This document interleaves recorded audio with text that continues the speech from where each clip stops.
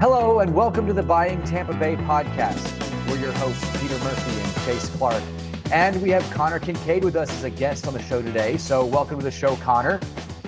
Just over 1 month ago, the west coast of Florida, including Tampa Bay, was hit by a Cat 3 hurricane. 1 week prior, a Cat 4 Helene struck Florida's Big Bend.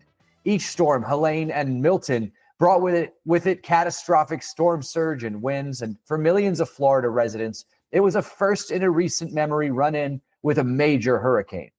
1 month later, we're well into the recovery efforts. And for most of us, life has returned to some semblance of normalcy.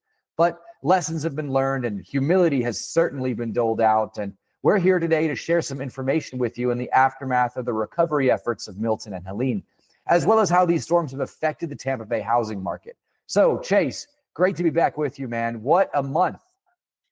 Yeah, exactly. It's been a crazy month. It's hard to even keep the timeline straight. Can't believe that it's been a month. And the first 10 days or so of this month were quite crazy because of the storms. So many things to talk about today related to that, especially now in hindsight, being able to get a little bit more clarity about what happened and what the aftermath really looks like. So looking forward to talking about that today. Great. And Connor, welcome to the show to you as well. Tell us a little bit about yourself so the audience can get to know you. Yeah, it's good to be here with you guys. So I'm a student at Florida College studying finance. So these are some topics that are pretty close to my heart and going along with some of the things that I'm learning. And I'm thankful for the opportunity to be with you guys today. Well, we're really glad to have you. And, you've probably pulled yourself right in at a great time because as soon as these storms hit, what was on top of everyone's mind was the whole insurance market. And, well, so what have we been discovering so far about insurance as we've watched our friends and our clients go through the damage process, now the adjustment process? Well, tell us a little bit about what we've been experiencing there, and have their insurance tools paid out? Has that made their lives easier? What have they discovered from their insurance? Tell us a little bit about that. Right. So there's a couple different factors. And one of the main factors is it's under Florida law that each home insurance will cover wind damages from a hurricane. So like shingles coming off of the roof, anything in that regard would be covered under Florida law by their homeowners insurance policy. But the unfortunate thing is just a normal home insurance policy does not cover flood damages. And as we can see from the aftermath of the storm, that's been a majority of the damages caused here. So it would take an extra flood policy to have that covered under the insurance. So what we're seeing is a lot of these homeowners or even tenants are not insured properly. So maybe we can talk about how to bring some awareness to that as well. Yeah, that's one of the unique things about these storms is that, especially with Milton, we saw catastrophic flooding here in the Tampa Bay area in areas that are not typically flood prone and where people are not in designated flood zones. And so therefore, they're not required to have flood insurance. And many of them don't. Most of them don't, I would say. And the effects of the flooding that came after, we had Helene come through, and then, a week later we had Milton come through, which is something that I don't think anybody expected. We haven't seen flooding like this in my lifetime around here, and many of the lifetimes of some of the older people that have been in these areas for 30, 40, 50 years. Some even said that this is like a 200-year flood in some of these areas. And so not just the 100-year flood level, but the 200-year flood level, whatever that might be. I think we saw it this time. And unfortunately, as you said, so many people were left uninsured with tons of damage to their homes. Yeah, and it's interesting, right? Because it's not like folks hadn't bought insurance. Like everyone I know, because most folks have loans on their homes, have had to buy some form of insurance. And so they bought this, as educated as they thought they were, with whatever insurance components made them feel safe and satisfy their lenders.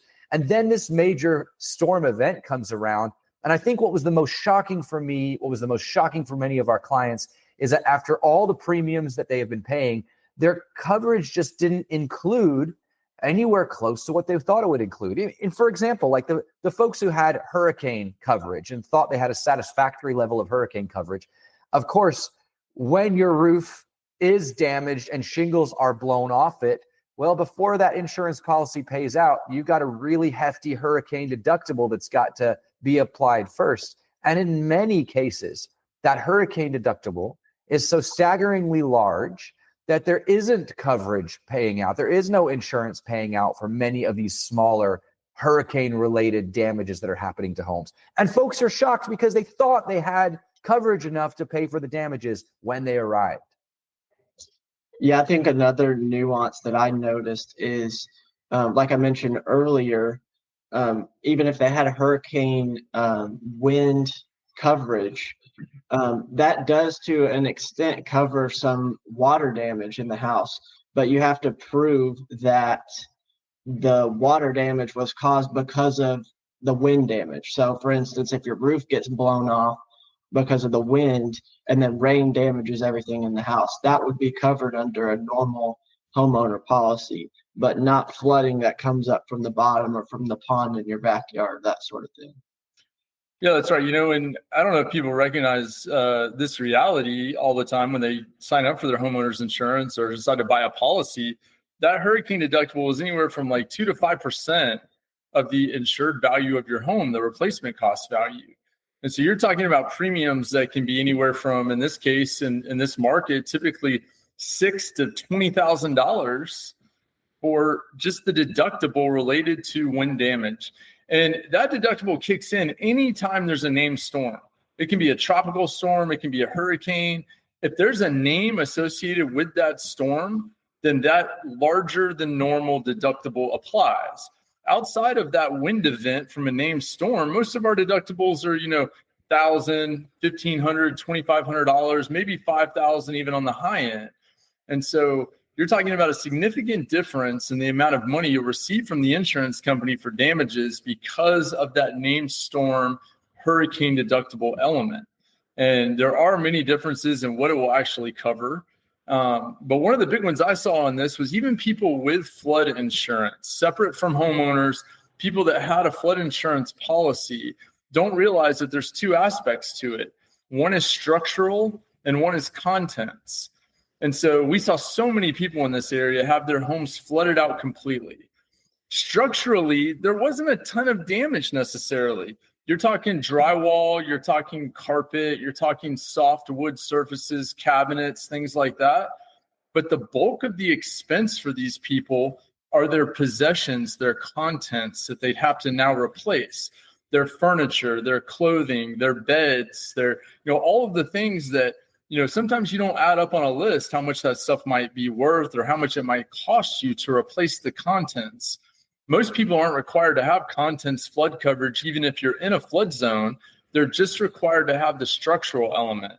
And these weren't the kinds of floods like we saw in North Carolina with Helene, where water was racing down mountains and literally sweeping up houses and cars and moving them down the street.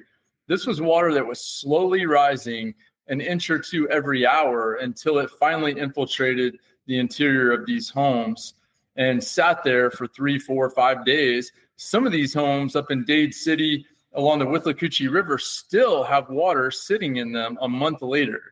And so the contents portion of the flood policy became very important for people to have. And unfortunately, many of them didn't have it.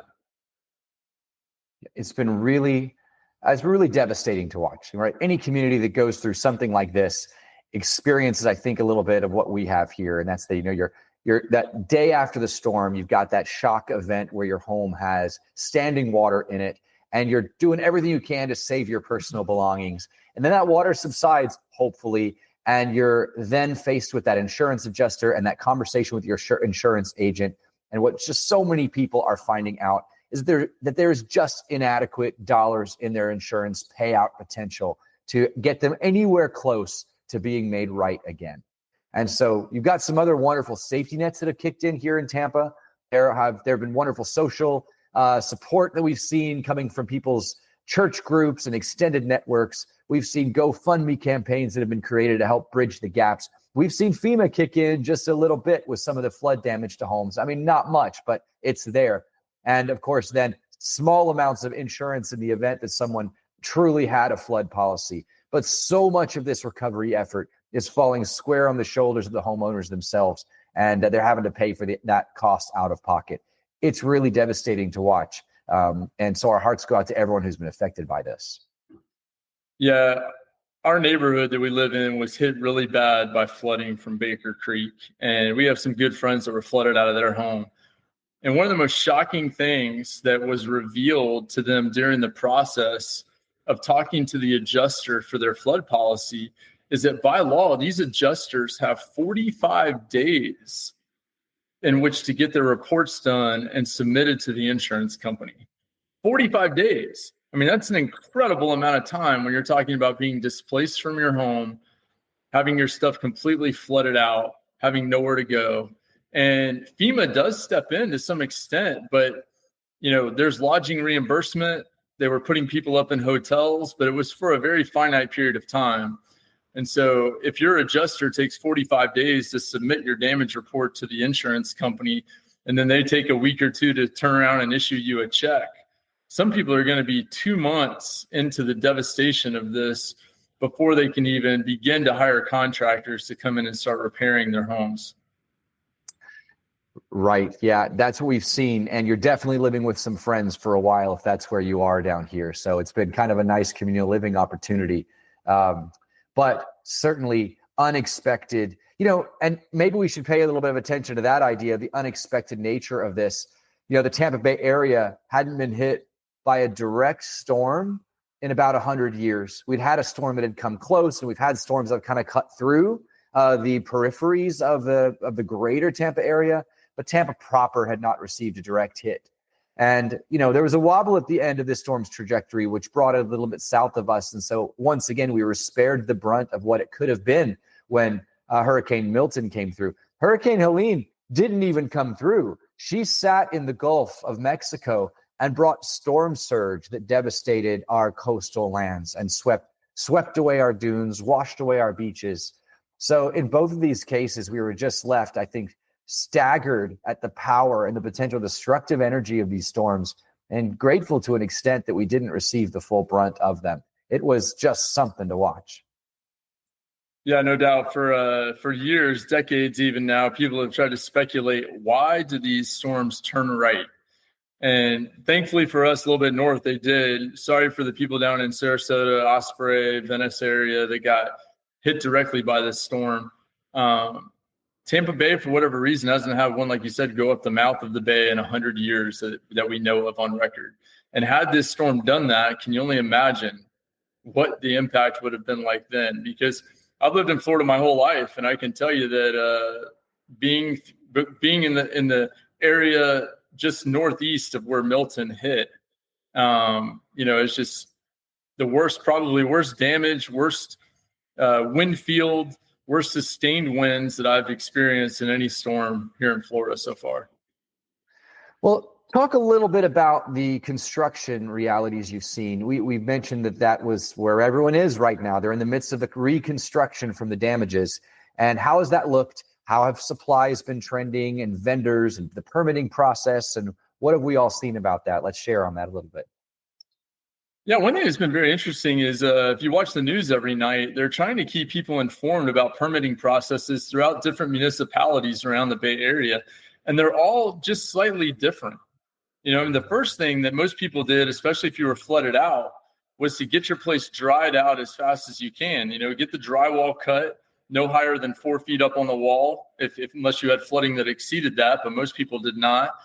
Get the fans in there, the dehumidifiers, get the sanitation done for whatever kind of bacteria and mold growth may have infiltrated your home or may be starting to grow on your 2x4s on the back of your drywall. Get your place secured, get your electric turned off if it wasn't already. Hopefully it was off before it flooded. Get your water pipes secured, all of those kinds of things. That's the first initial step to getting on the road to recovery. And most people we're pretty effective at getting that done just by driving through some of these neighborhoods and seeing the amount of drywall, cabinets, and soft woods that were sitting on the curb. And again, thankful to FEMA, they've been on top of it, coming by and picking this stuff up very quickly. But getting that initial dry out process done to a flooded home is critically important. We need to get that done, in the first couple of days in order to ensure that we don't have more extensive mold growth or bacteria in the house than probably we want to deal with.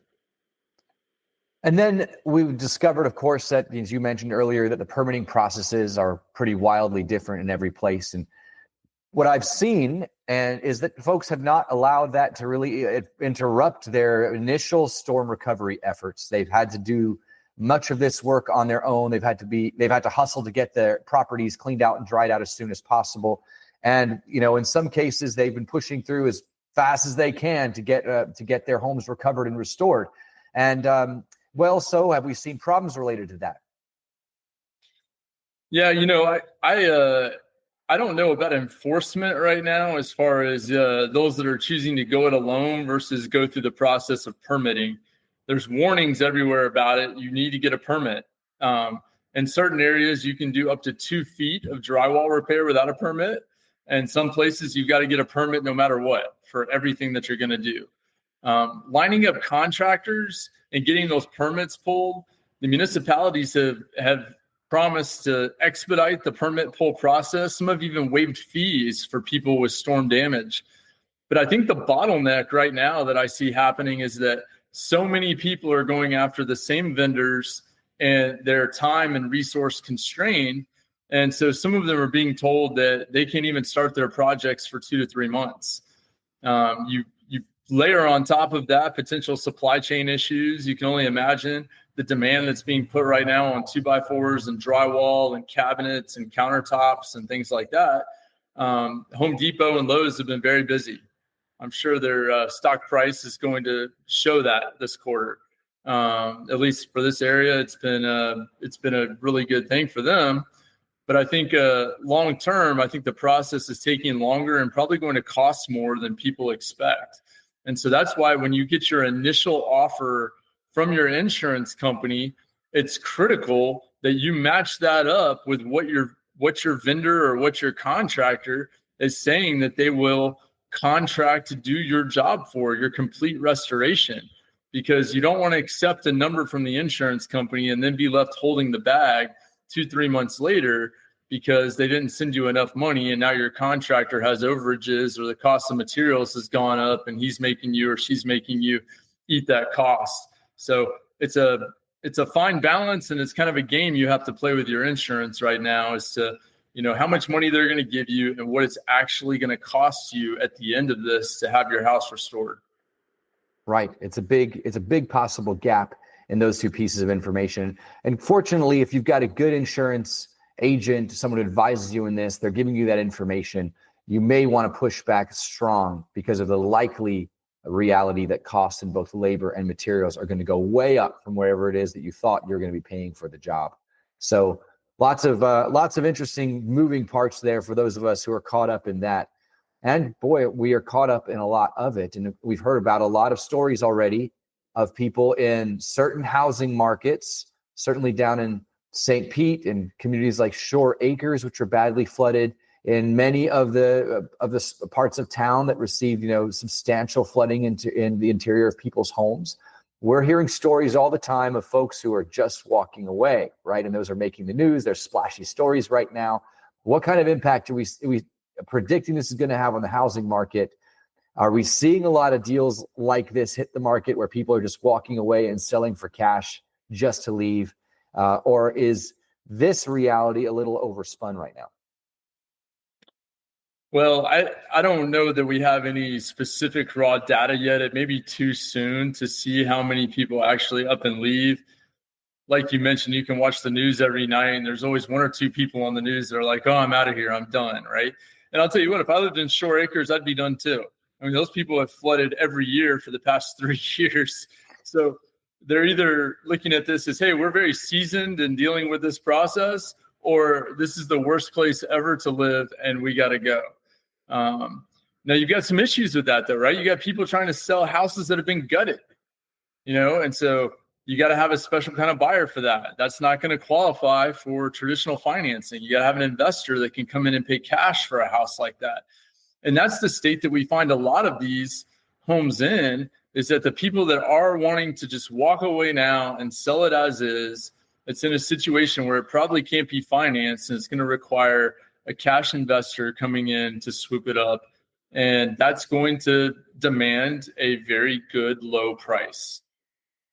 It was a tale of two construction standards to some degree, and what we saw in these flood-prone areas. I mean, properties that have been built over the last 20 years that have been built with the right kind of elevation above the floodplain generally fared quite well. They didn't have living areas on the lower level. They had garages or decks. And although those garages might have gotten some water in them and their pools got full of sand, the home itself is habitable and is well on its way to restoration and rehabilitation at this point.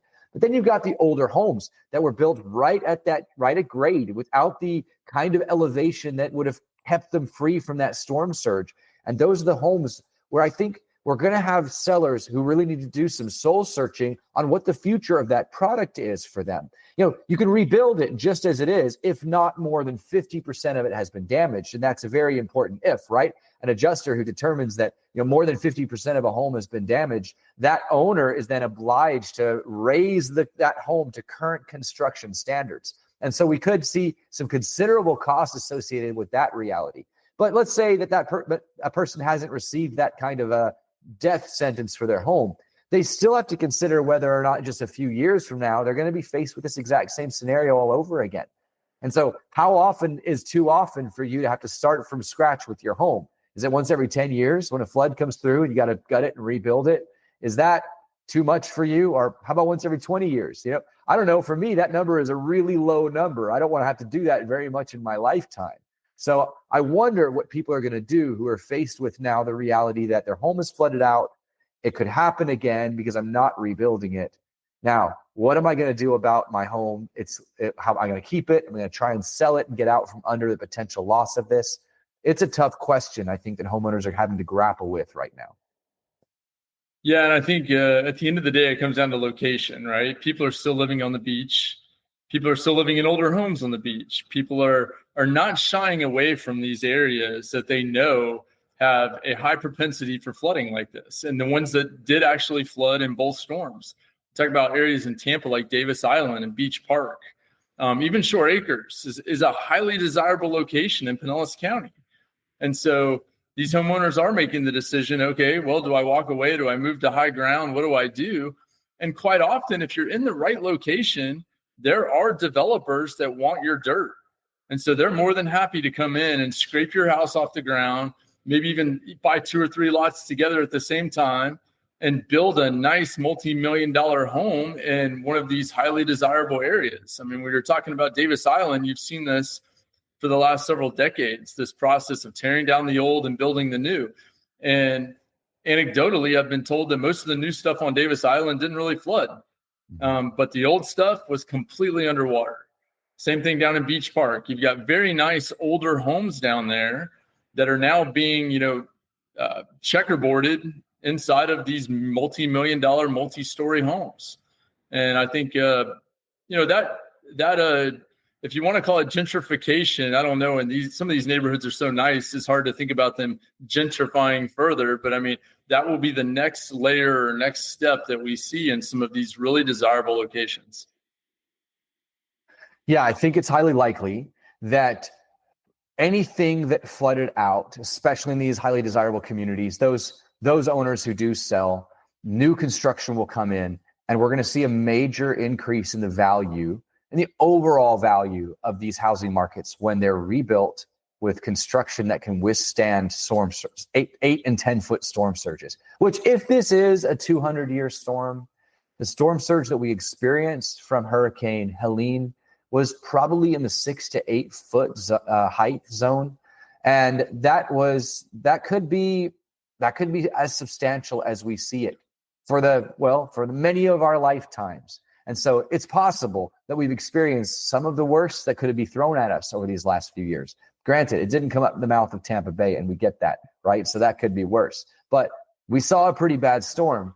And well, most of us did really well. And certainly most homes that were built in modern construction standards did really well. And that's saying something for the Florida Building Code, because we put a lot of energy and effort into that. We've rewritten it in substantial and almost total after Hurricane Andrew almost 30 years ago.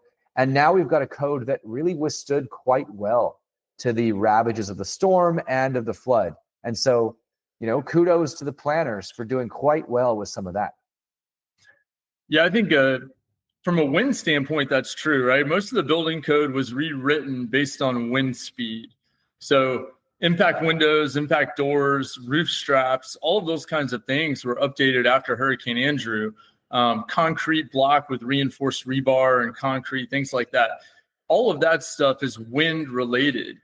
The thing I think that is going to come out of these two storms together is some revision to where the floodplains are and maybe a reassessment of how we handle stormwater. We look around the city of Tampa, Hillsborough County, both public and private retention areas, and the number of pumps that are required to keep the water flowing and the number of pump failures that occurred at critical times during these storms that caused some homes to flood out that have never flooded before, or that shouldn't have flooded because there were these mitigating systems in place, yet the systems failed. And so how do we handle stormwater going forward? How do we handle 12 inches of rain in a 3 or 4 hour period? How do we handle this in the midst of an area that's continually growing with increased development going on all the time, people building things on top of areas where water used to go? And the engineers say we're accounting for this. SwiftMud says they're requiring planning for this and all the new development going on to get a permit to build anything.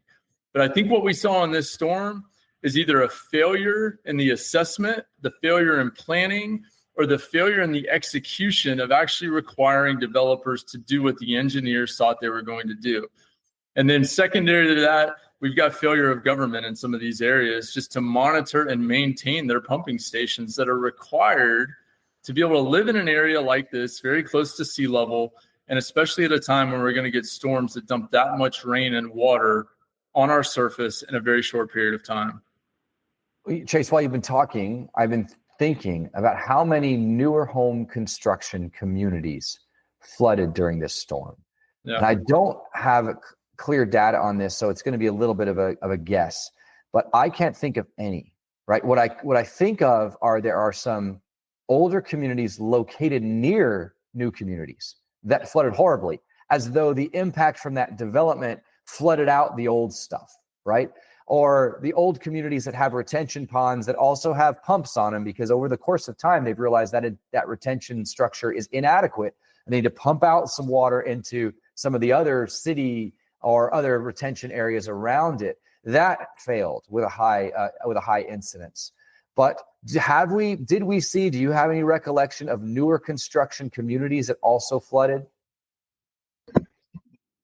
Well, I live in a smaller community here, but it's brand new. It's just developed in potentially late 2023, 2024. And we had almost no damage. We had some wind damage with some fencing. We still haven't got the fencing repaired yet in the neighborhood. But directly across the road was an older neighborhood, and just down the road, another neighborhood that was almost completely devastated with flooding. And a lot of those had to do with, like you've been talking about, those retention ponds. And so that's definitely an area of interest. Yeah, I think in all the stories I've seen covered on the news, there's only one community that I'm aware of, and I believe it's down in the South Hillsborough County near Waimama, that did have some flooding due to, I believe the community was still under construction, so they failed to unblock some of the stormwater drains prior to the storm and had some minor flooding there. And then you've got a community, I believe, down in the Lakewood Ranch area in Bradenton, that is a newer community built in the last 2 or 3 years that did have some flooding. And I think that was related to a pump issue with their retention system. But by and large, like Connor said, like you mentioned, it is the older communities that are bearing the brunt of the new development impacts to stormwater. Well, that's really unfortunate. I mean, because I don't think we're probably accounting for that cost at all in the construction process. If new construction is coming through and it's increasing the likelihood that some of our older communities are going to flood out because of how they're built out, then, well, that's something that most certainly ought to come out in the review process of these storms, because that's certainly a cost that the owners in those old communities are not going to be able to bear when they find themselves flooded out because of whatever industrial warehouse was put up beside them with inadequate drainage. So it'll be interesting to see where all of that trends and what legislations emerge. So far, it's pretty quiet, right? So it's only been a month since the storm, and I think people are afraid to add insult to injury, but the rumblings of that are quiet for now. People are still scrambling hard to rebuild. And there's a lot of the stories that we've heard about, what has gone on with that. We're still pulling trees off of houses. We're still finding people who have been staying with friends for 3 and 4 weeks now, and they're finally now getting themselves into some long-term, temporary but long-term living arrangements, because they've got a long road ahead of them to rebuild their homes. And the owners of these properties, if they're rentals, have got a lot of work to do before their homes can be re-rented again. We've got short-term rental communities on the beaches, which are still several months out from being able to open up again because their pools are still damaged and the restaurants up and down the streets are still closed. We've got stories of long-term restaurants that were popular and highly desirable, and they've closed now because of lack of business and will not reopen. So the total cost, both like dollar-wise and psychologically, of these kind of events just can't be understated. It's a huge and destructive event, and something worth pausing and reflecting about for sure. Yeah, it sure is. There's been a couple of incredible things too that we've seen during this storm. You brought one up, a little while ago about neighbors stepping in to help neighbors and friends helping friends. And, in this area, the broader Christian community stepping in to help other Christians. And that's been one of the most positive and impactful things we've seen in a storm like this. And, we see these stories all the time, no matter where the devastation comes throughout the country, people step up, people step in to help bridge the gap. And, it's really encouraging to see that, because when you're going through something like this, most of the time the burden feels like it's all on you.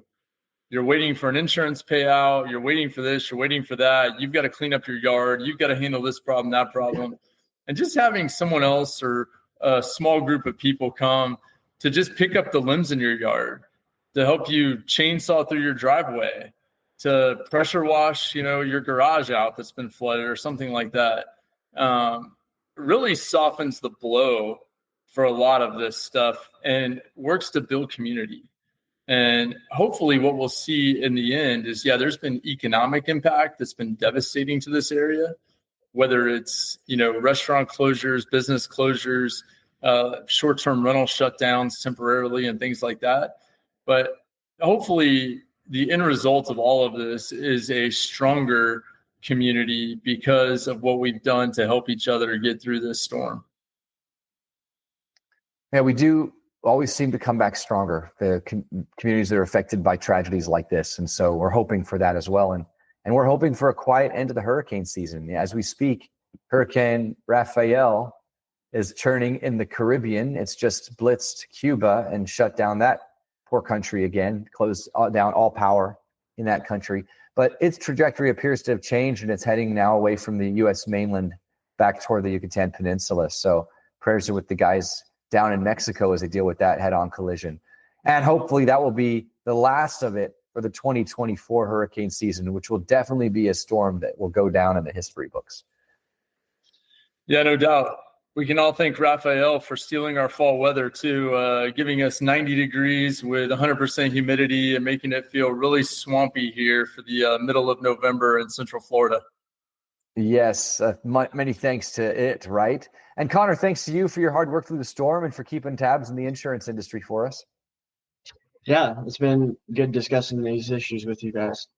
Yep, and we'll be back soon. We have a lot to talk about. New opportunities will emerge, new chances to help and to serve, new chances to make money in real estate.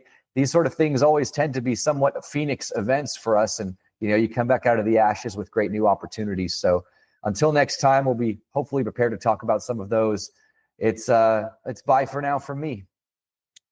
Yeah, stay tuned when maybe we hit up what the election impact is going to be on real estate here in the next couple of weeks. That will be a fun one.